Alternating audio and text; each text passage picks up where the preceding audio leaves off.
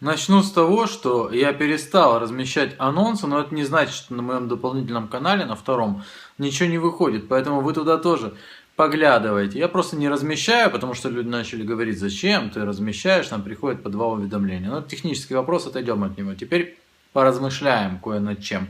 Коротко очень. Смотрите, сейчас стало модным вдруг козлить нашего президента Порошенко. Причем не так давно стало модным козлить еще и премьера. И вот я теперь смотрю на гостей, которые приходят там в студии, на всякие телеканалы, и они начинают рассказывать про Порошенко, про Яценюка. Они вдруг начинают вспоминать обещания Яценюка, невыполненные, о которых я вспоминал еще год назад. И вот я себе думаю, странно. То есть, если ты до того, как власть насрет вот такую вот кучу, начинаешь говорить, смотрите, да это же сыруны, ты, значит, какой там, прокремлевский, кем-то там проплаченный, еще что-то. А если ты через год, после того, как они уже насрали вот такую вот кучу и засрали полностью все, начинаешь говорить об этом же, ты нормальный человек. Кто нормальный человек? Тот, кто говорит до того, как насрали, или тот, кто говорит после этого?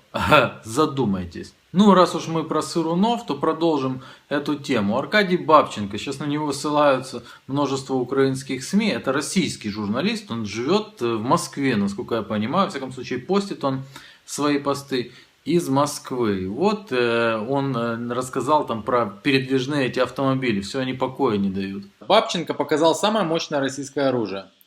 Баянчики эти, с этими машинами до сих пор. Российский журналист высмеял появление передвижных телевизоров с демонстрацией пропагандистских телевизионных программ. Что я вам говорил, а вы смеялись надо мной. Самое сильное оружие на сегодня, самое сильное, это зомбоящик. Вот он об этом рассказывает. Рассказывает он об этом, кстати, из Москвы. Опять полный набор, фейковая фоточка. Полный набор. Сейчас я вам кое-что покажу. И как ты, им надо судить. А ты припасик для общества. А ты ничтожество.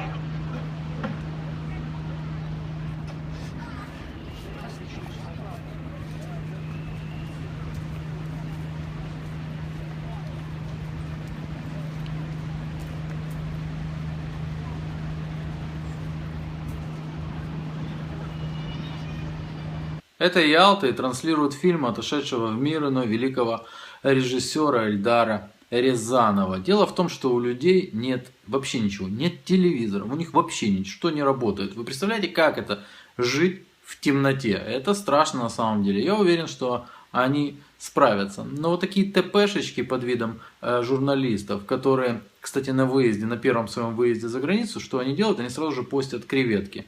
Да, Аркадий? Креветки, которыми их кормят за деньги приглашающей стороны. И вот они жрут свои креветки, постят их, а потом смеют смеяться над людьми, у которых сейчас беда. У людей беда, но я думаю, что каждый, кто смеется над бедой каких-то людей, он просто сам себя называет И опять-таки возвращаясь к тому, о чем не так давно говорили. Я живу в Европе, потому что я люблю Европу. Люблю Европу всем сердцем, и ни одна шваль не найдет моего высказывания негативного о Европе. Я ее люблю.